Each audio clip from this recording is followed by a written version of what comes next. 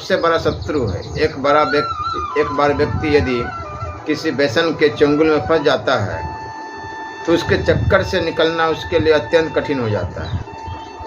काल का दुरुपयोग करने वाला व्यक्ति अपना जीवन निर्विघ्न होकर नहीं गुजार सकता। आलसी व्यक्ति का जीवन कठिनाइयों से घिरा रहता है। जब मनुष्य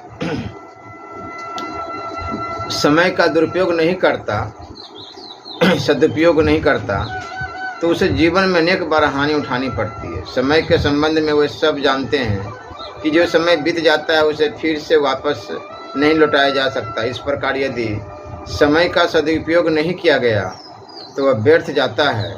मनुष्य के जीवन में एक एक पल का महत्व है, इसलिए उसका सदुपयोग मनुष्य के लिए अत्यंत आवश्यक है। इस सूत्र का भावार्थ यह है कि मनुष्य की मृत्यु असंभावी है, इसलिए मनुष्य को संग्राम से विमुख होकर जीना उतना लाभदायक नहीं जितना संग्राम करते हुए अनिश्चित मौत को गले लगाना है। संग्राम से बचने से मौत से बचा नहीं जा सकता, जिससे अनिवार्य मौत से बचा नहीं जा सकता। उस मौत का विजय मन से आवाहन करने से ही मानव जीवन सफल होता है। मौत को व्यर्थ बना डालना मृत्युंजय बनना कहलाता है। वास्तविक मृत्यु से कोई व्यक्ति नहीं बच सकता। यह संसार एक समर भूमि है। व्यक्ति का कार्य में लगे रहना और कार्य करते हुए संसार का कल्याण करना वास्तविक जीवन का ध्येय है। अर्थात मनुष्य को अपना कर्तव्य करने से कभी बेमुख नहीं होना चाहिए।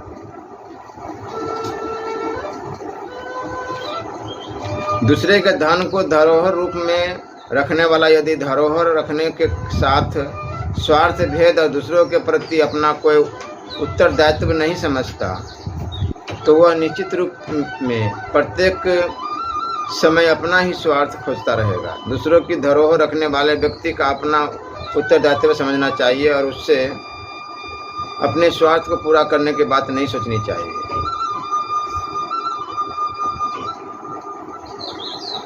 अर्थात अज्ञानी लोगों द्वारा समाज में व्यर्थ की बातों पर आचरण करने से मनुष्य का जीवन नष्ट हो जाता है। अर्थात अज्ञानी लोगों द्वारा प्रचलित की गई परंपराओं पर आचरण करने से मानव जीवन का अनर्थ होता है। संसार में बहुत से ऐसे आचरण प्रचलित हो जाते हैं जिनसे मानव समाज की कोई भलाई नहीं होती, वरन हानि ही होती है। समय नष्ट होने के अतिरिक्त इस प्रकार के आचरणों से समाज में अनेक ऐसी बातें फैलती है जिन्हें किसी भी कारण से समाज के लिए हितकारी नहीं कहा जा सकता।